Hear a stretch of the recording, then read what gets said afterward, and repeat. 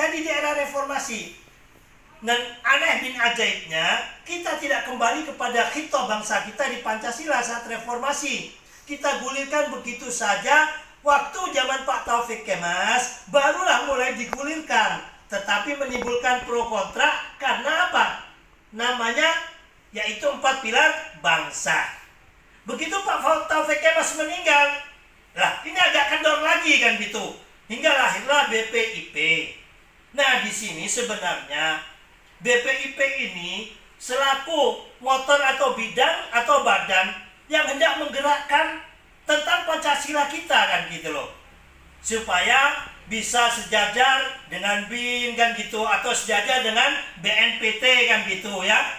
Akan tetapi dengan dibentuknya RUU HIP ini justru seakan-akan mau mengubah dasar dan bangsa kita, dan teriakan PKI, teriakan ini dan itu semuanya justru yang lebih kuat, sehingga sampainya pun kepada ulama-ulama pinggiran khususnya daerah Jawa Timur dan Tapal Kuda menjadi berbeda. Dan juga di sini kurang arifnya ya, maaf ya, kita juga sebagai anak bangsa yang baik mengucapkan terima kasih karena Balek sudah bekerja. Akan tetapi itu tadi, semua komponen anak bangsa ya dari kelompok ini kurang dirangkul. Yang dirangkul ya kebetulan memang apa? Partai yang menang atau partai yang memiliki kekuasaan yang Gus tadi sampaikan, yaitu tafsirnya, sehingga tafsir yang ada di RUU HIP ini lebih cenderung pada tafsir tunggal konco-konco marhenis, kalau saya boleh bilang begitu kan gitu loh. Nah, di sini bagi orang-orang Islam khususnya ya, kelompok-kelompok NU atau kelompok-kelompok Islam kampung ya, bahwa Pancasila yang ada di zaman saat itu ya sudah final kan gitu, sehingga tidak mengenal lagi istilah dengan Trisila, istilah dengan apa? Yang sekarang yang ramai didengungkan yaitu mengenai ketuhanan dengan berkebudayaan. Wah ini multi tafsir, kiai-kiai di Jawa Timur nelpon ke Gus, kamu ini kan relawannya Jokowi, apa-apaan ini kan gitu. Tuhan, ketuhanan dan Islam kok disamakan dengan kebudayaan gitu. Macam-macam, engkau buangan apa? Jihad lah. Lah ini mancing kiai-kiai pinggiran karena kurangnya penerimaan yang ada sehingga marah. Sehingga apa? Kiai-kiai berkumpul di Madura ya, mereka mengeluarkan suatu bentuk solusi kan apa? Suatu pernyataan sikap. Alhamdulillah ya, di mana-mana di Indonesia ini kalau Jawa Timur goncang duluan bahaya. Ya untungnya Pak Mahfud MD itu dari Madura dan dipercaya oleh Pak Jokowi jadi Menko Polhukam. Para kiai marah kepada Pak Mahfud MD, sama halnya kiai-kiai pinggiran pada nelpon ke Gus kan gitu.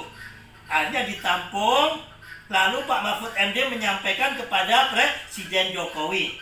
Alhamdulillah ya, kita punya presiden ini tidak tinggi hati ya, meskipun presiden menerima semua pendapat. Ini sebenarnya hakikat Pancasila kita, yaitu apa?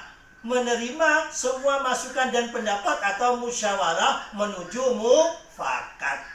Makanya acara ini Gus gelar tiada lain tiada bukan, berharap sekali kepada senior kami ya, para pakar-pakar politik dan pengamat seperti apa? Bang Karyono ya, Pak Karyono, seperti Bang Boni, seperti Bang Jerry ya, yang mana sekolahnya di luar negeri. Kalau kau suruh ngajar Iqro atau tajwid mungkin alim kan begitu ya, tapi kalau urusan kenegaraan atau pengamatan begini ya, beliau-beliaunya ini yang kita undang inilah insya Allah diberikan kelebihan oleh Allah untuk hal tersebut. Maka dari itu ya, jadi judul ini alhamdulillah tidak seperti punya TV One kemarin, meskipun undang-undang RUU HIP ini diundur ya, ini diundur, bukan digagalkan, berarti nanti akan juga dihidupkan lagi. Perlu ya, pesan utama di dalam acara ini apa? Jalan wasatiyah, jalan tengah, agar ada solusi ya, biar BPIP ataupun apapun namanya nanti, agar Pancasila ini bisa kuat, tapi menghimpun semua pemikiran-pemikiran, semua masukan-masukan. Inilah pengamalan daripada Pancasila, kerakyatan dari rakyat yang dipimpin oleh hikmat, orang-orang yang punya hikmat, tokoh-tokoh agama dari Islam, ada NU, Muhammadiyah dan ormas Islam lainnya, dari Kristen, ada PGI, dari Katolik juga ada ormas-ormasnya, dari Hindu, dari Buddha, dari kelompok yang Gus tadi sampaikan itu. Sehingga apa? Semua bisa menerima hasil dari rancangan undang-undang yang akan dilangsungkan nanti dengan legowo. Sehingga terwujudlah persatuan Indonesia. Kalau sudah bersatu, gampang dan mudah mewujudkan apa? Keadilan sosial bagi seluruh rakyat Indonesia. Tapi kalau belum bersatu,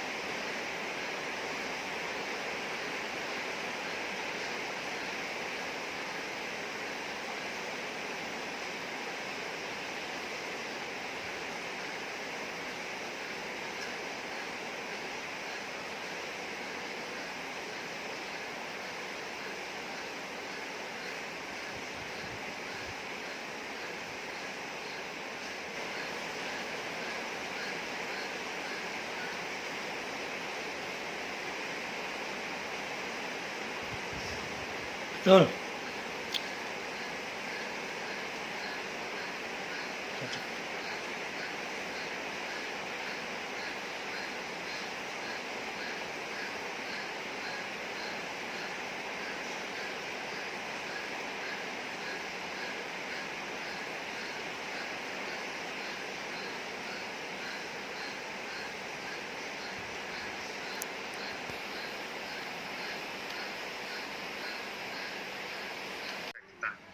Nah, tinggal sekarang apakah Pancasila ini, tadi pertanyaan itu kan apakah ini refleksi dari sebuah filsafat materialisme?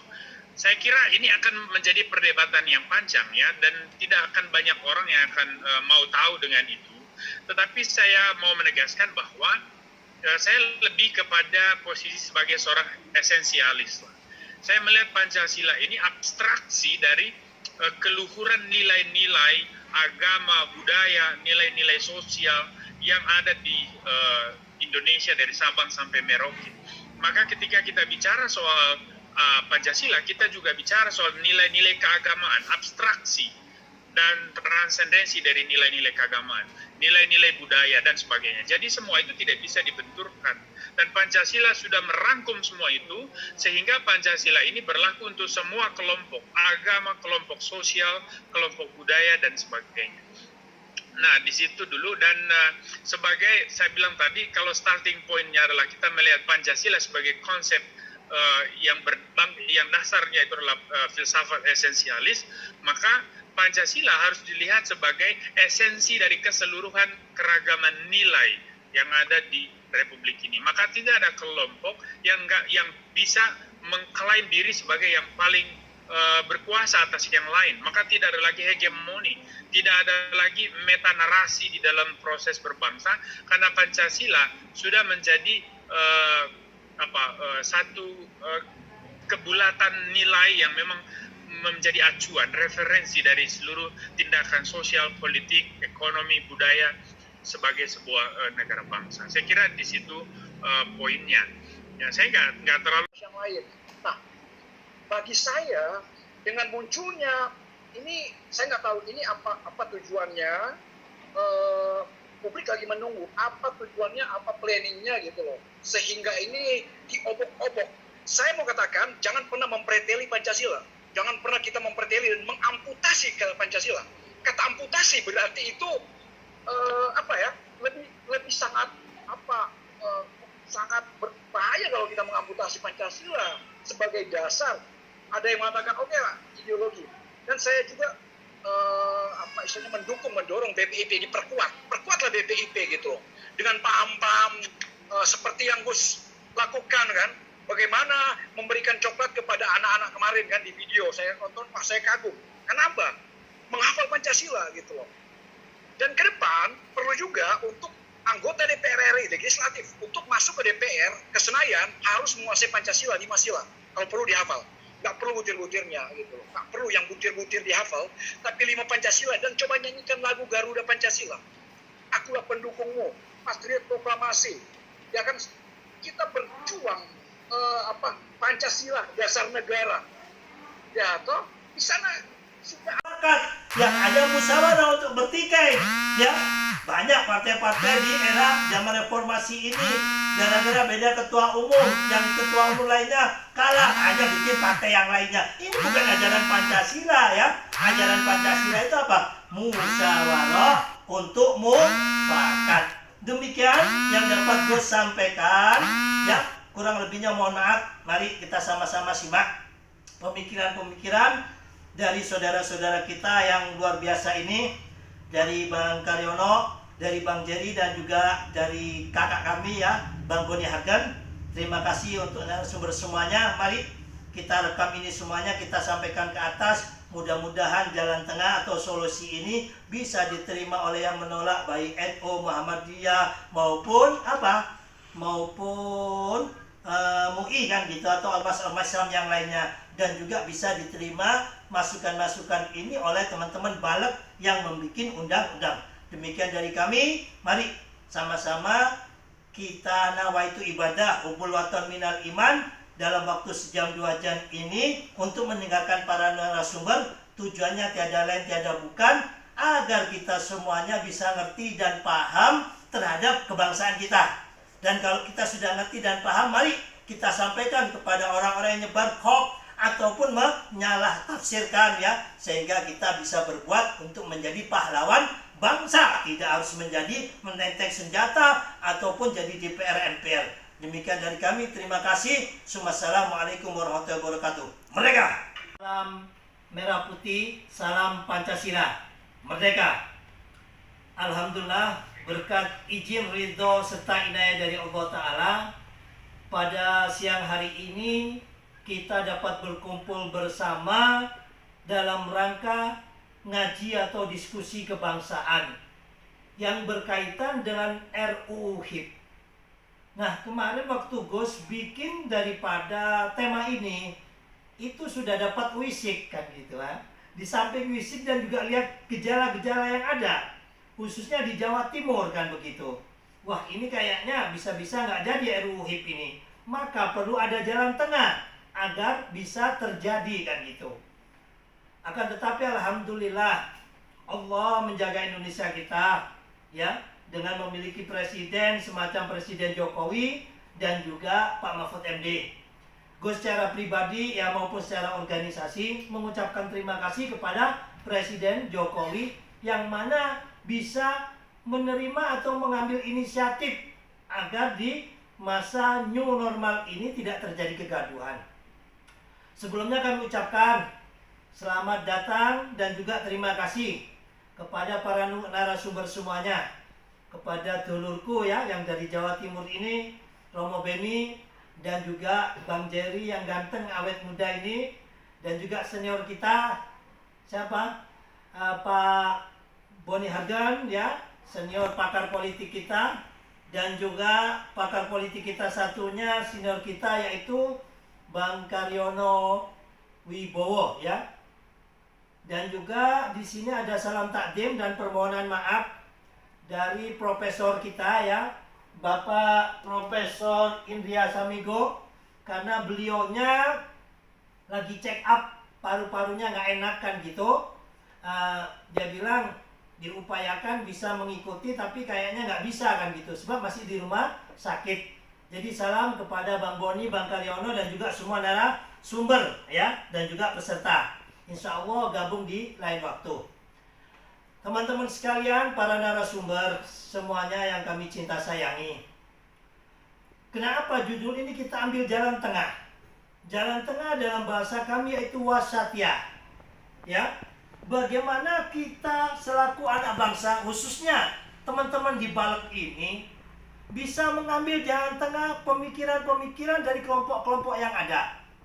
Kalau Gus bisa kategorikan, di Indonesia ini berkaitan dengan Pancasila, ada 5-6 kelompok kan gitu.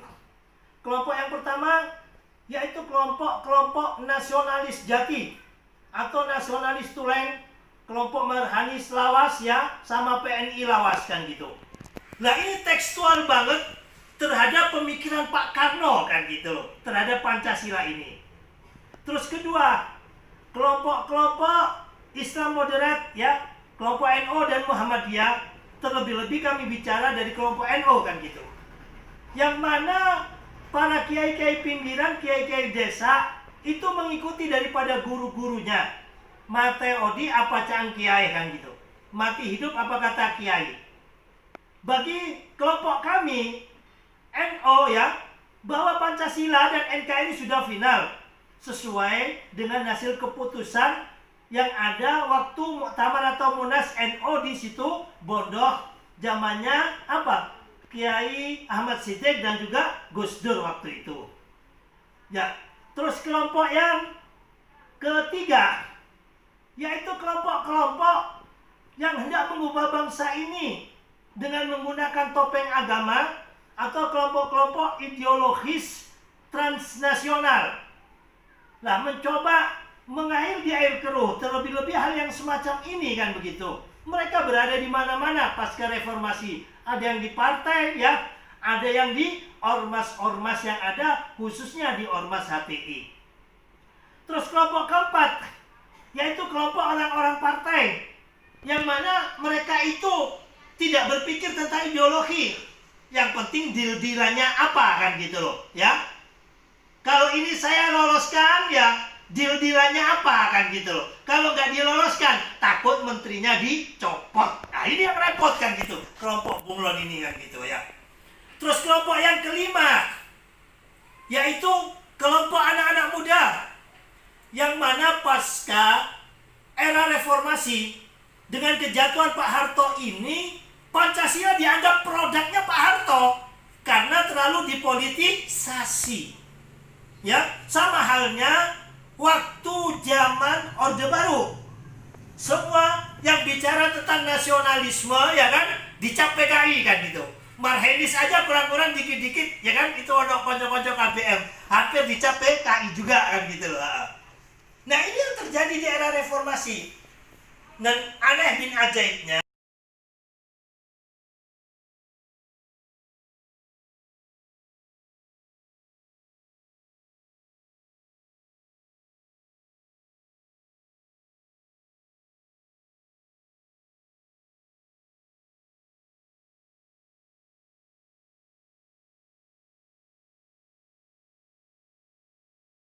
konco-konco KBM hampir dicap PKI juga kan gitu loh.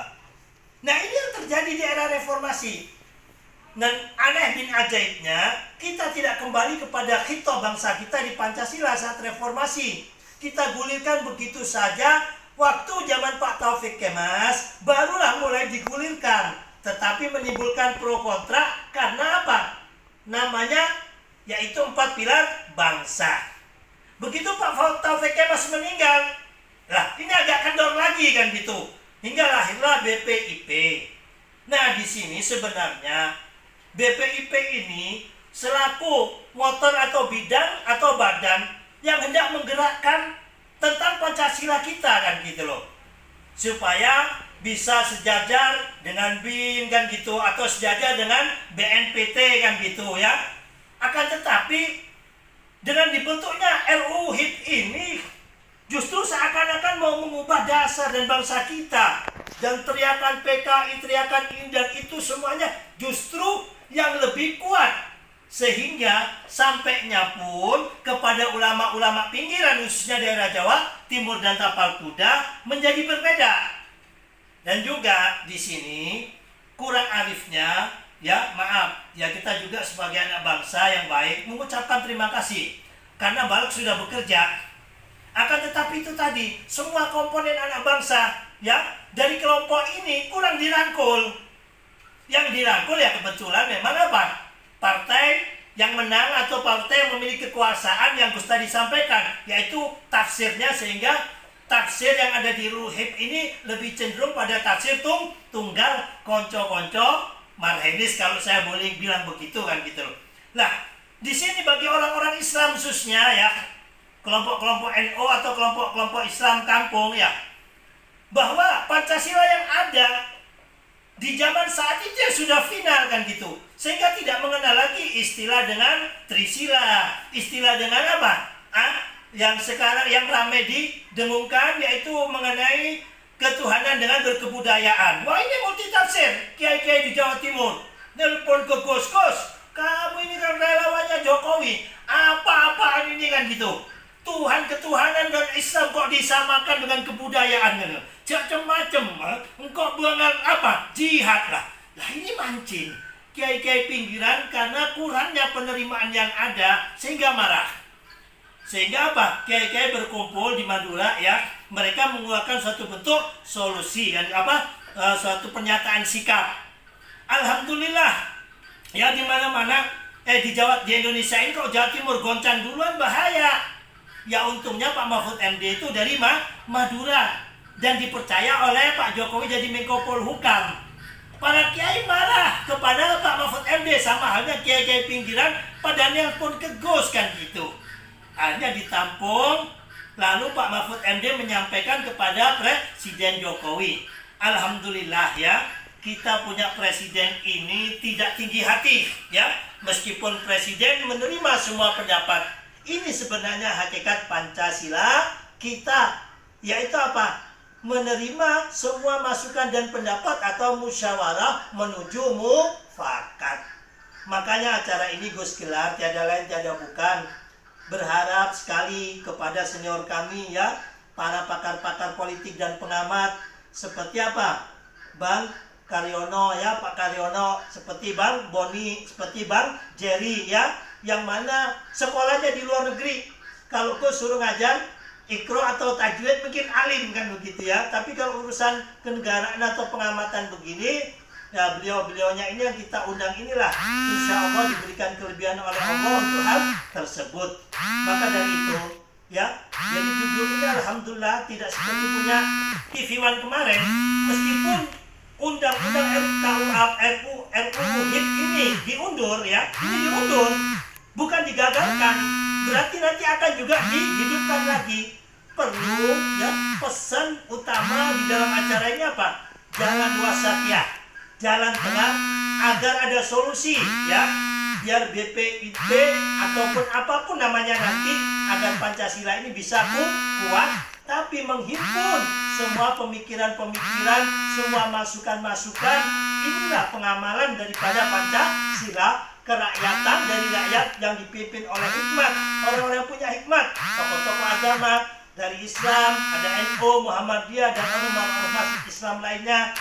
Dari Kristen ada PGI, dari Katolik juga ada ormas-ormasnya, dari Hindu, dari Buddha, dari kelompok yang Gus tadi sampaikan itu.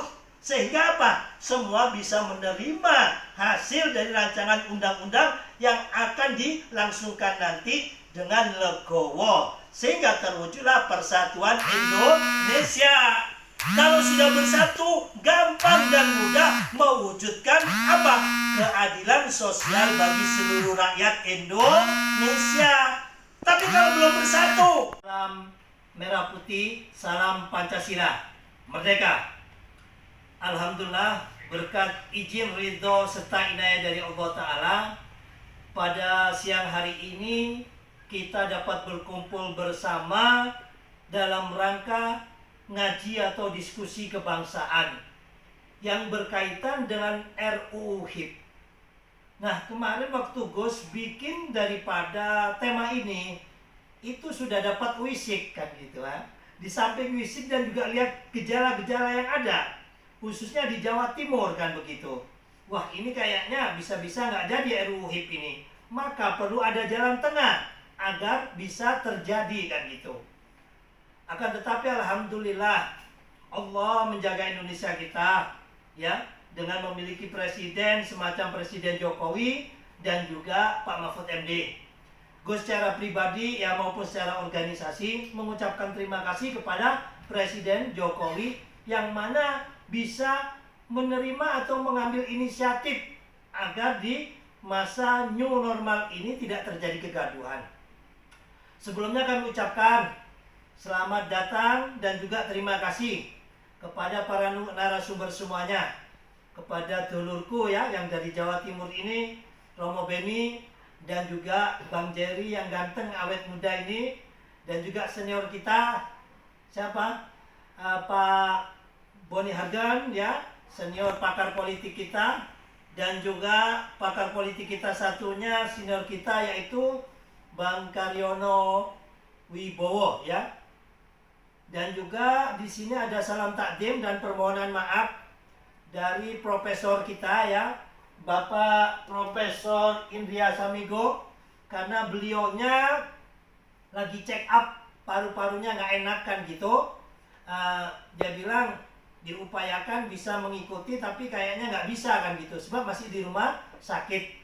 Jadi salam kepada Bang Boni, Bang Karyono, dan juga semua narasumber ya, dan juga peserta.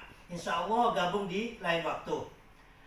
Teman-teman sekalian, para narasumber semuanya yang kami cinta sayangi, kenapa judul ini kita ambil jalan tengah? Jalan tengah dalam bahasa kami yaitu wasatiyah ya. Bagaimana kita selaku anak bangsa, khususnya teman-teman di Balek ini, bisa mengambil jalan tengah pemikiran-pemikiran dari kelompok-kelompok yang ada. Kalau Gus bisa kategorikan, di Indonesia ini berkaitan dengan Pancasila ada 5-6 kelompok kan gitu. Kelompok yang pertama yaitu kelompok nasionalis jati atau nasionalis tulen, kelompok Marhanis Lawas ya, sama PNI Lawas kan gitu. Nah ini tekstual banget terhadap pemikiran Pak Karno kan gitu, terhadap Pancasila ini. Terus kedua, kelompok-kelompok Islam moderat ya, kelompok NU dan Muhammadiyah, terlebih-lebih kami bicara dari kelompok NU kan gitu. Yang mana para kiai-kiai pinggiran, kiai-kiai desa itu mengikuti daripada guru-gurunya. Mate odi apa cang kiai kan gitu. Mati hidup apa kata kiai. Bagi kelompok kami NU ya, bahwa Pancasila dan NKRI sudah final sesuai dengan hasil keputusan yang ada waktu muktamar atau munas NU di situ Bondoh, zamannya apa? Kiai Ahmad Siddiq dan juga Gus Dur waktu itu. Ya, terus kelompok yang ketiga yaitu kelompok-kelompok yang hendak mengubah bangsa ini dengan menggunakan topeng agama atau kelompok-kelompok ideologis transnasional. Nah, mencoba mengair di air keruh, terlebih-lebih hal yang semacam ini kan begitu. Mereka berada di mana-mana pasca reformasi. Ada yang di partai ya, ada yang di ormas-ormas yang ada, khususnya di ormas HTI. Terus kelompok keempat, yaitu kelompok orang-orang partai, yang mana mereka itu tidak berpikir tentang ideologi. Yang penting deal-dealannya apa kan gitu loh ya. Kalau ini saya loloskan ya, deal-dealannya apa kan gitu loh. Kalau nggak diloloskan, takut menterinya dicopot. Nah ini yang repot kan gitu, kelompok bunglon ini kan gitu ya. Terus kelompok yang kelima, yaitu kelompok anak-anak muda, yang mana pasca era reformasi dengan kejatuhan Pak Harto ini, Pancasila dianggap produknya Pak Harto karena terlalu dipolitisasi. Ya, sama halnya waktu zaman Orde Baru. Semua yang bicara tentang nasionalisme ya kan dicap PKI kan gitu. Marhenis aja kurang-kurang dikit-dikit ya kan, itu ono konco-konco KBM hampir dicap PKI juga kan gitu loh. Nah ini yang terjadi di era reformasi. Dan aneh bin ajaibnya,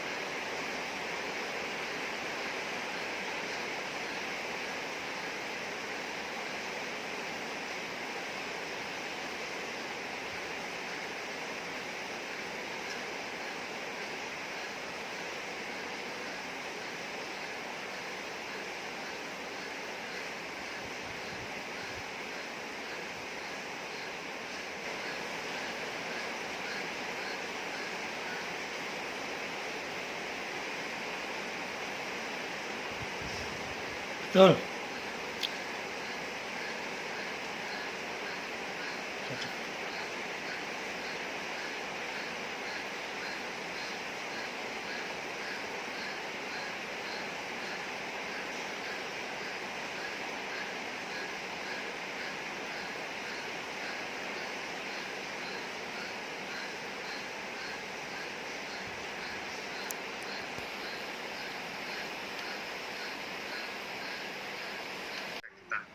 Nah, tinggal sekarang apakah Pancasila ini? Tadi pertanyaannya itu kan apakah ini refleksi dari sebuah filsafat materialisme?